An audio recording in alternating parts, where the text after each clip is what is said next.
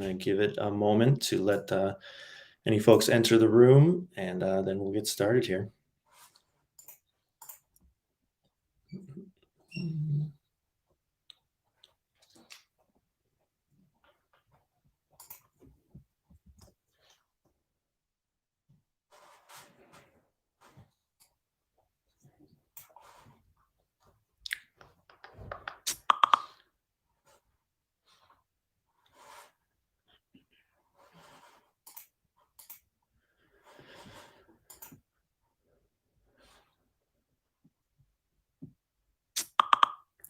All right, we have confirmation. The stream is up and live.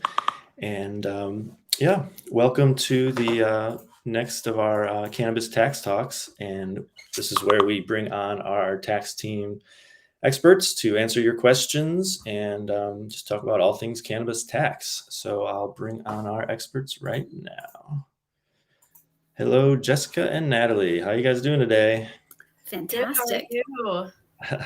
Good. So what we're going to be talking about today is year-end tax planning for cannabis businesses and for individuals. And we're just going to be talking about kind of steps folks can take to lower their tax exposure, do everything they can to get ready to really turn out some profits in 2022.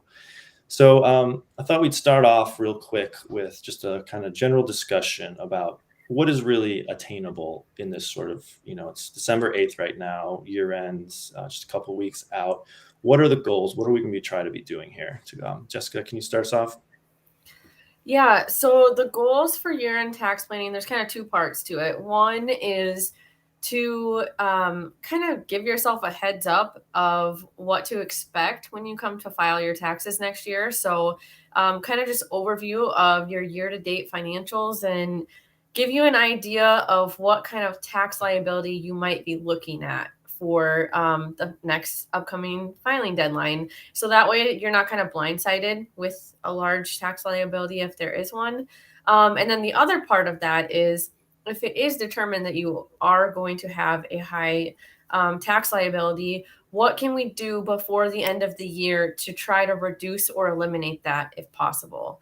So that's kind of the two parts of what we try to achieve during tax planning. Mm-hmm. Okay, perfect. Natalie, got anything to add to that? Or we could well, and if you have cash, a good way is try to get rid of your cash. Maybe you can buy some assets before the end of the year to reduce that liability, and you can bonus that depreciation or take depreciation on whatever you buy to reduce your tax liability. And keep in mind too, you can even purchase something. If you are going to buy an asset, you can purchase something on a credit card. So even though you actually may not pay the bill actually until 2022, it's still going to be a 2021 purchase, and you can use that on your 2021 tax return.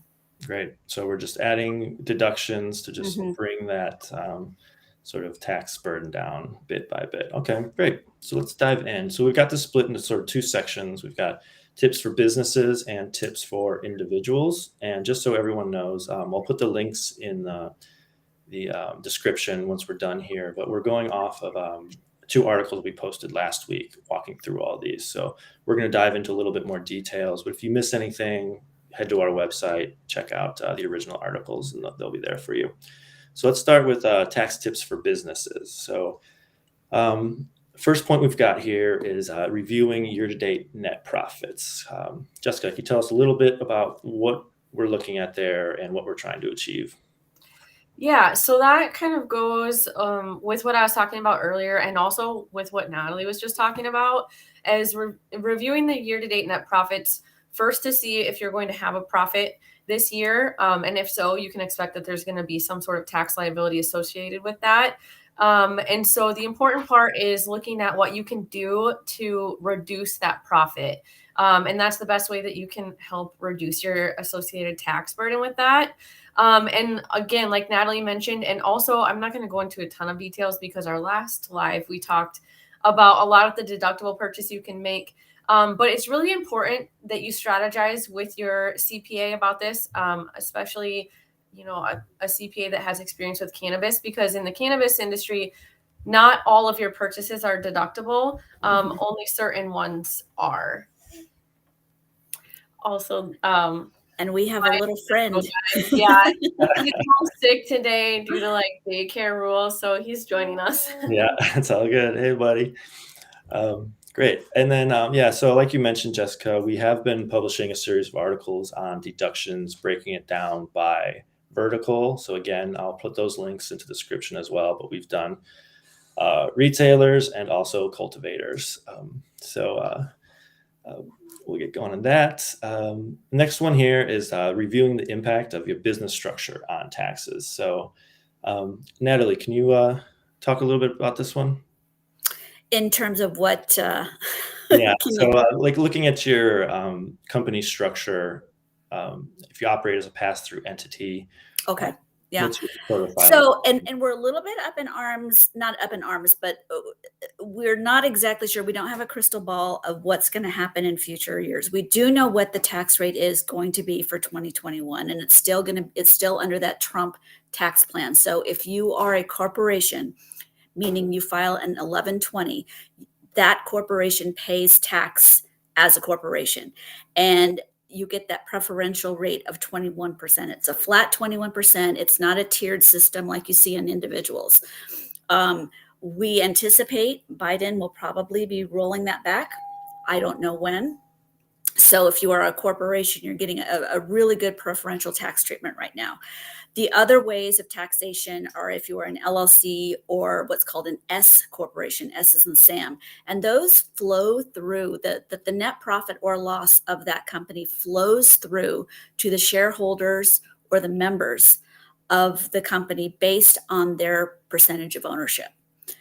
So say you were 50% owner in an LLC or an S corporation and the net profit was $100,000, $50,000 is going to flow through to your individual tax return, and you would pay tax on that at your individual tax rate. We know what the tax rates are, and that is going to be dependent on your income from all other sources, what tax bracket that you happen to be in.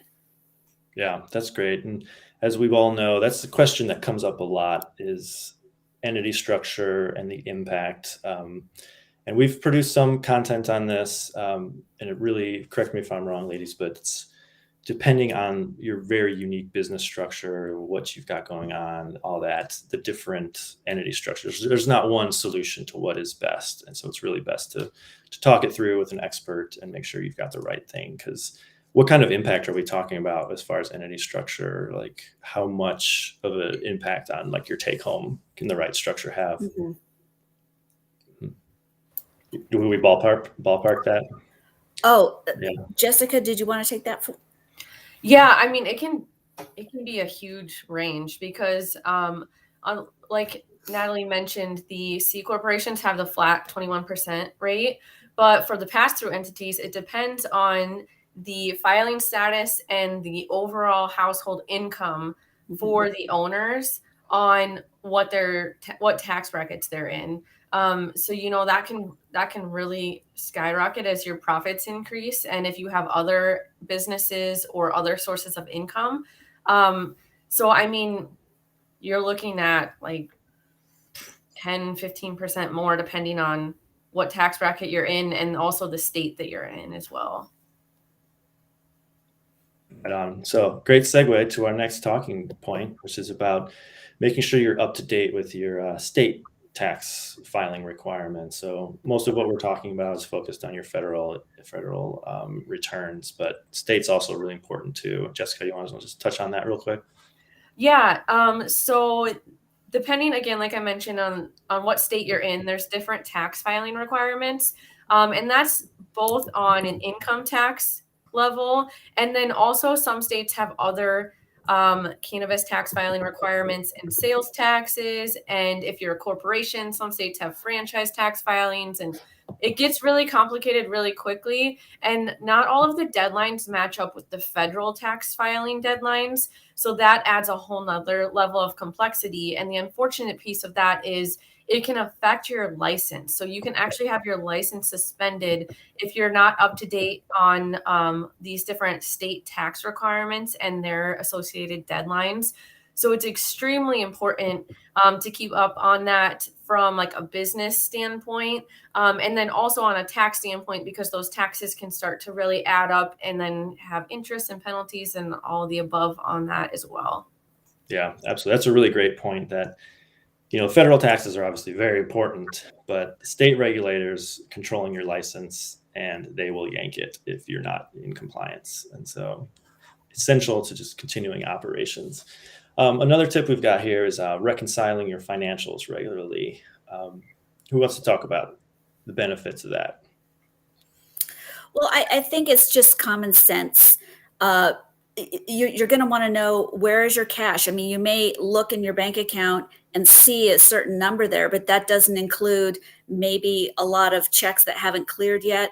A lot of things that are just kind of coming down the pipeline that's really going to affect just basic numbers, just like your cash. You're going to want to keep that reconciled at least on a monthly basis. And if you're a little bit even more sophisticated, if you have assets on your balance sheet, you're going to want to keep track of where you are in depreciation as well. So you get a real accurate picture month by month where you are and what your bottom line number is. Yeah, for anyone who's not unsure with some of the lingo we're using, what do we mean by reconcile? Reconcile. Basically, you're checking. You get in the instance of cash, you get your bank statement from the bank, and you're basically ticking and tying everything in your own personal books to what the bank is showing. And if there may be an expense that's showing in your books that's not on the bank, or vice versa, so you're ticking and tying back and forth and making sure that everything matches. Right. It's because you don't have to do it monthly, right? So some people wait till the end of year and they have these huge piles of documentation and they're trying to spend all this time cleaning it up. But if you do it regularly, you're managing that exposure and you can be a lot more strategic. Yeah. And even the best of us, I can't remember what I had for lunch yesterday. So if I'm trying to go back and, gosh, what is this line item in January? That was a year ago, trying to remember what was going on then and what is this expense? It's almost impossible. So it's just easier all the way around. There's a little bit of heavy lifting every single month, but it really saves you a lot of pain and heartache by the end of the year. Yeah. And it's right. It's the key to maximizing the deductions, right? Because it's correct. It's so important to allocate them into the right areas so you can legally deduct them. And like you said, if you don't remember what this specific thing was for, you don't have the documentation around it, if you try to race to do that at the end of the year, there's going to be mistakes, you're going to miss opportunities and so on, right? Correct. Yeah, cool. All right, let's do a couple of tax breaks that folks may not know about. First one we've got is, are you taking advantage of accelerated depreciation of your capital expenses? Now, who wants to tell us what that means? So I feel like Natalie touched on that a little bit at the beginning. The accelerated depreciation is a really nice benefit of being able to, instead of having to depreciate your asset over a course of a certain number of years, sometimes it's 5, 7, 15 or more, depending on the asset, we can look at taking accelerated depreciation and taking all of the depreciation in that first year. So it's essentially the same thing as expensing it, which really helps reduce your net profits. That's like a big way to do that and get that done quickly. So it's really important that if you're considering that, make sure you talk to your accountant on different eligible assets, especially in the cannabis industry, because depending on what vertical you're in, there are certain limitations on what can be depreciated and what's not deductible depreciation. So just making sure that that's very clear before you make a big purchase is very important. Yeah, absolutely. And on the flip side of the coin as well, keep in contact with your accountant or your CPA, because sometimes you may not need that full depreciation this year. You may think, my profits are going to be higher in the next couple of years. Maybe I don't want to fully expense it this first year, and I want to take the full life of the depreciation because I need that line item deduction in future years. So everybody's different and everybody's situation is different. Yeah. So talk to some cannabis tax experts. Yes. always the answer to all of these, but it goes without saying. We're saying every once in a while.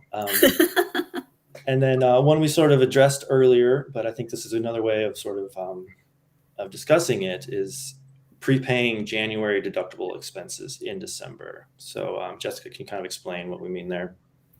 Yeah, so you're kind of, again, like the accelerated depreciation, you're kind of accelerating your deduction in that sense. So if you wait to pay it in January, it's not deductible until next year. But if you prepay it in December, you can take that deduction in 2021 then. And again, to Natalie's point about the accelerated depreciation, that's not a strategy for everyone. It really depends and goes back to that first point we mentioned of looking at your net profits for the year. And if it's worth it for you to be doing that or not really depends on what your profits are looking like for the year. Yeah, absolutely. And then in a similar vein, we have consider depleting your inventory by year end to apply towards your cost of goods sold deductions. Can you explain that a little bit more as well? Yeah, so go ahead, Jessica. you can jump on with this one too, Natalie. I know that this is one of your areas of expertise, but with cannabis, we have to, anything that's left in inventory at the end of the year, essentially reduces your cost of goods sold deduction because it has to stay in your assets on your balance sheet. And you can expense it in the year that that inventory is sold. So if it's still in your inventory at the end of the year, it gets removed from a deductible expense in the current year and essentially moved to your balance sheet and applied in a future year whenever that asset is sold. So the more you can deplete your inventory by December 31st, the more of those cost of goods sold you're going to be able to deduct. Right. And we've got a question. Yeah, we've got a question from the audience from Jim there. Should operators take the accelerated depreciation if they're in a loss position for the year already? Is there any carryover of losses? Well, that's, again, one of those specific questions. If you're in a loss position anyway, there's really no need to take accelerated depreciation. You may need that depreciation for future years to offset any future income. And the second part of that question, is there any carryover of losses? It depends on what type of entity you are. If you're an LLC or an S Corp, remember, everything flows through to the shareholder and it stops right there. So if there's a large loss, that large loss is going to flow through to the individuals and be reported on their individual tax return. And then whatever's going on with their tax return, they may be in a loss position. It may just reduce income, whatever that situation may be. If there's a loss, though, on a C Corp, a regular corporation, that's what's called a net operating loss. And that net operating loss, depending on what it is, will be rolled forward into future years to offset any future income, but only on a C Corp. If you're a pass-through, it doesn't roll forward. Right. So we go back to that structuring question again. It makes a really big impact. So great answer. Great question, Jim. Thank you very much. Thank you, Jim.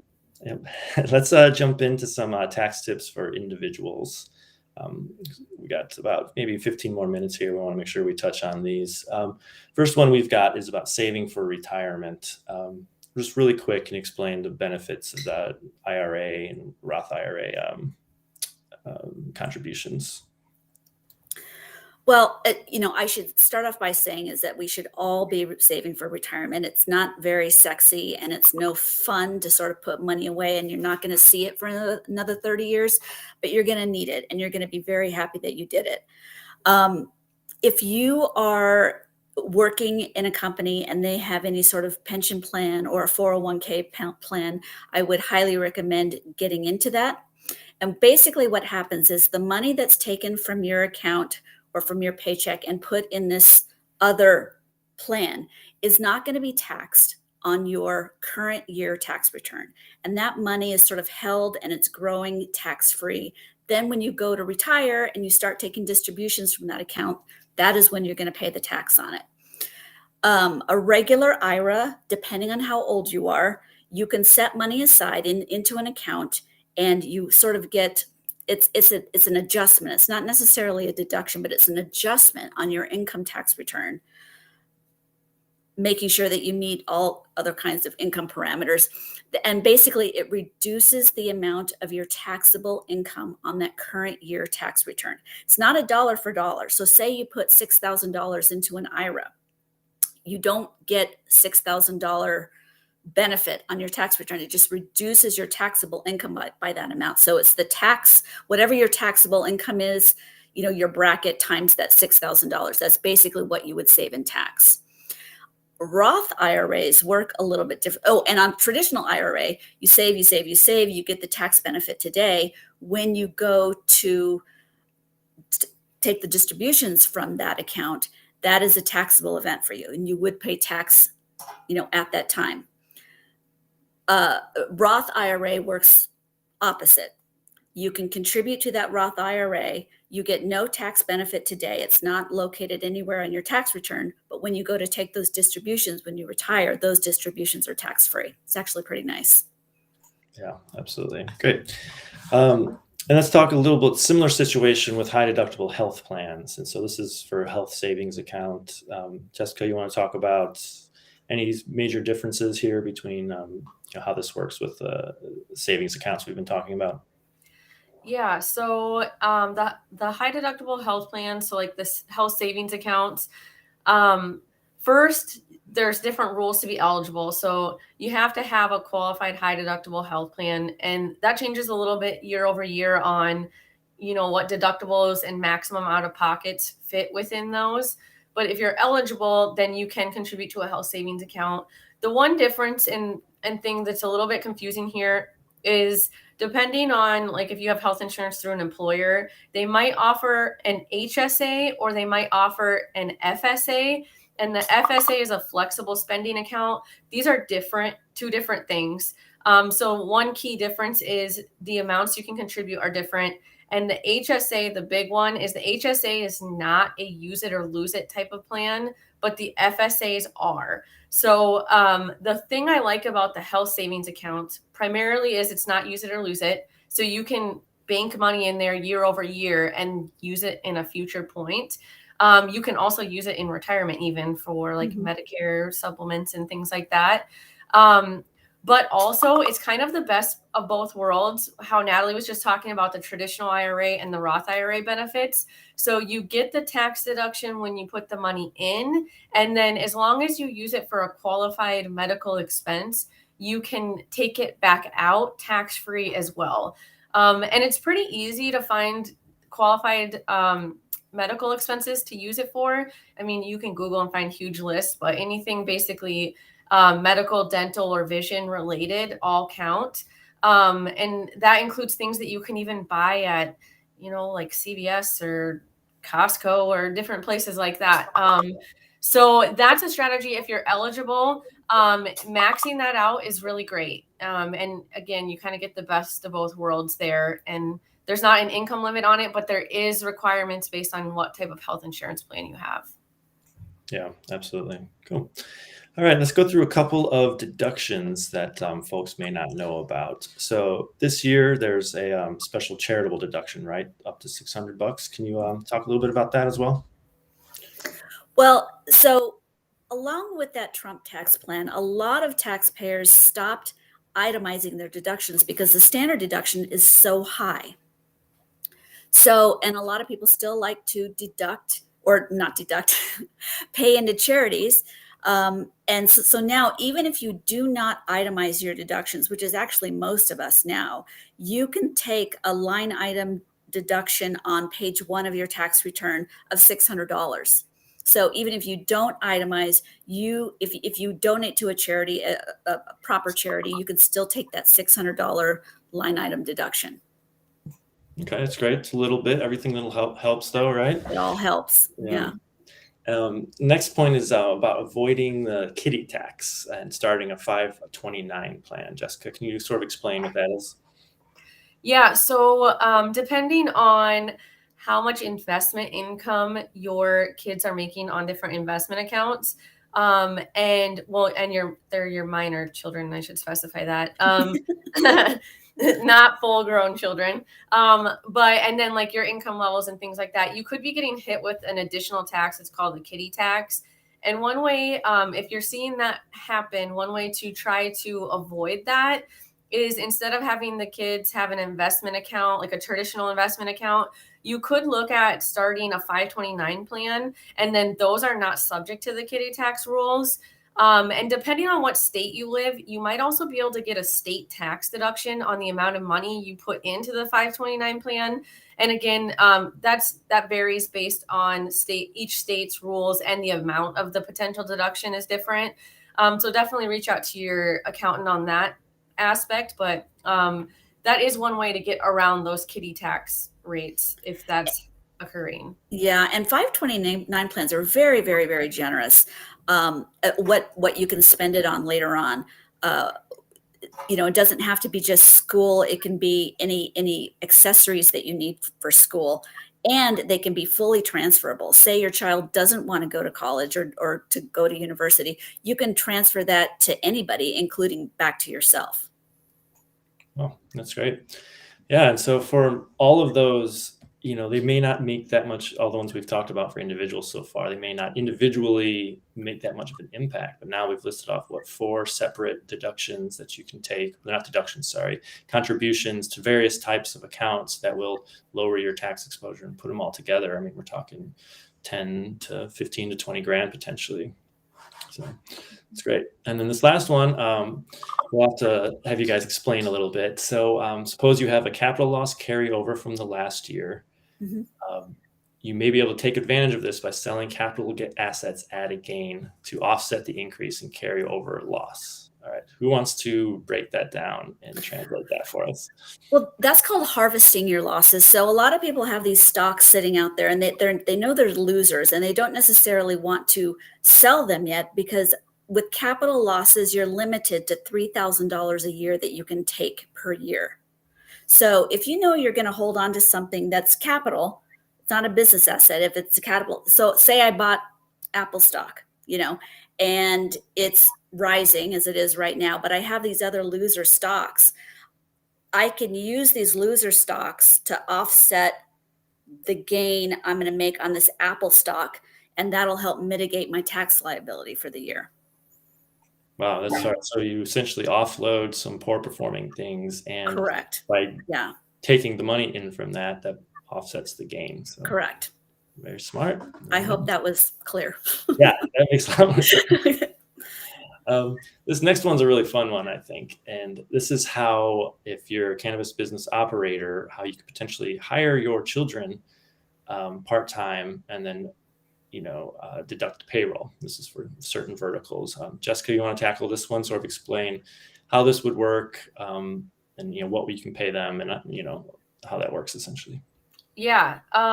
So first you have to be in a vertical where you can deduct payroll. So typically not retail. And then the second thing is you want to make sure that your child is actually working. They're doing a legitimate job for the company. And the other thing is you want to make sure that if they are making income somewhere else, that the total income they're receiving from your W-2 that you're going to issue them for their work and anywhere else does not exceed $12,000, because then the strategy isn't quite as good.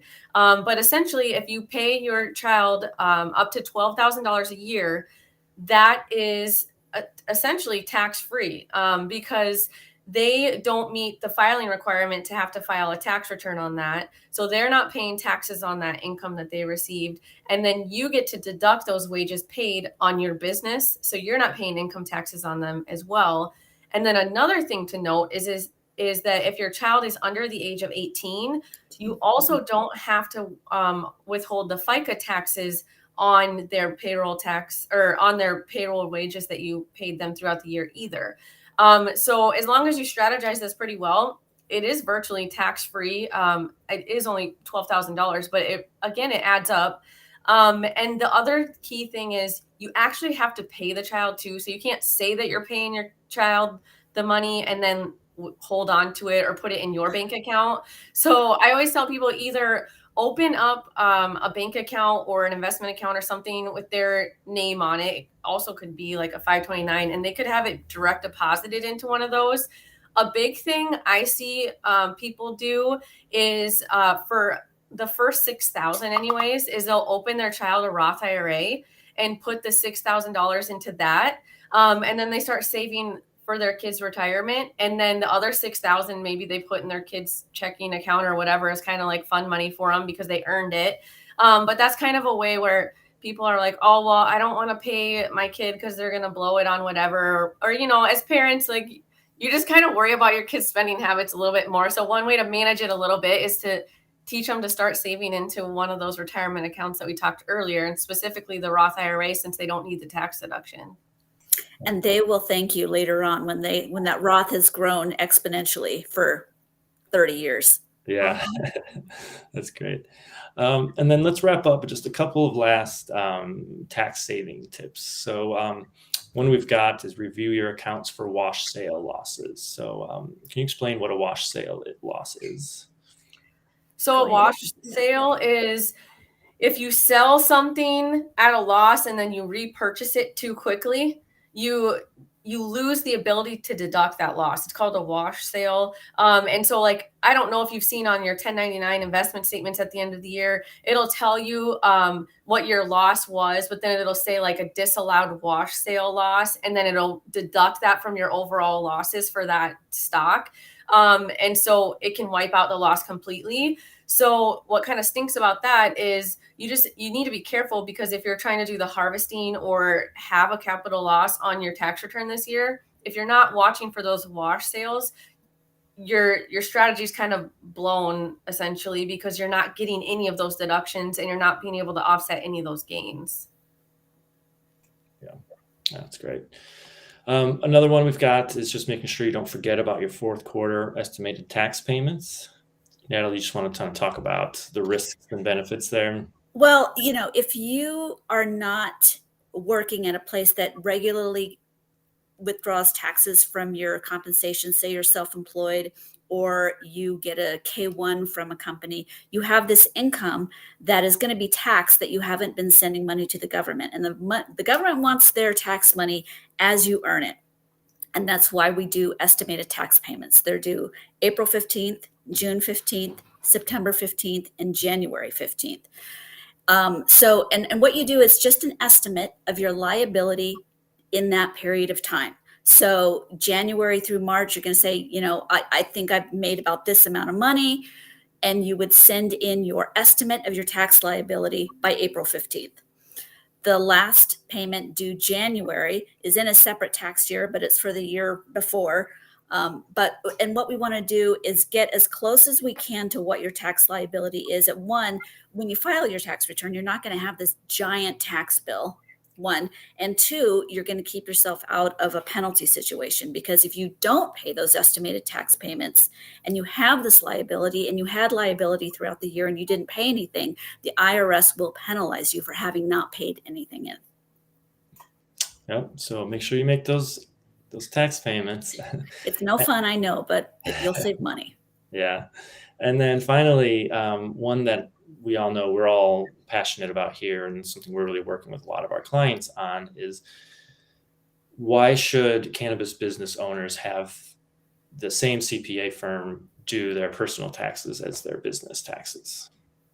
So that's a big one. And so I feel like it was kind of highlighted throughout this whole talk in a few different areas, but there's so many different things that can affect both your personal and your business taxes. And typically it starts with the business and then goes to your personal taxes.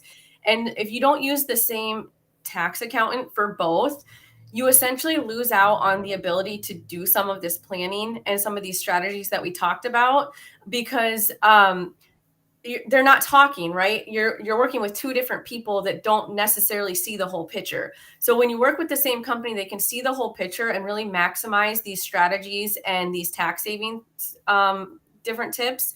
And the other thing is also, like we mentioned on the different entities, a lot of the, like, especially the pass through, it has a big effect on your personal taxes.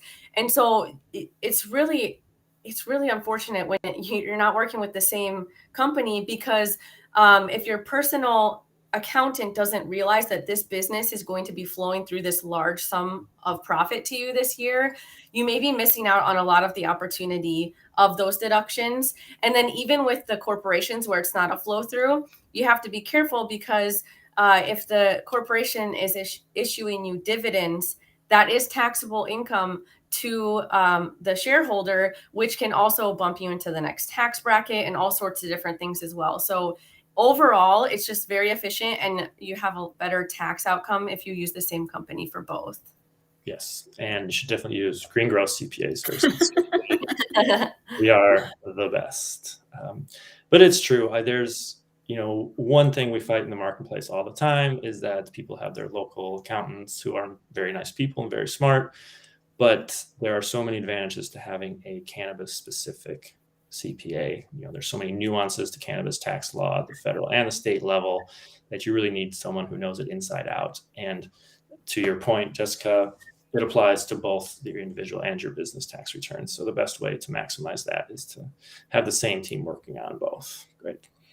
So any final thoughts for tax planning for next year from either of you guys? I don't have anything else.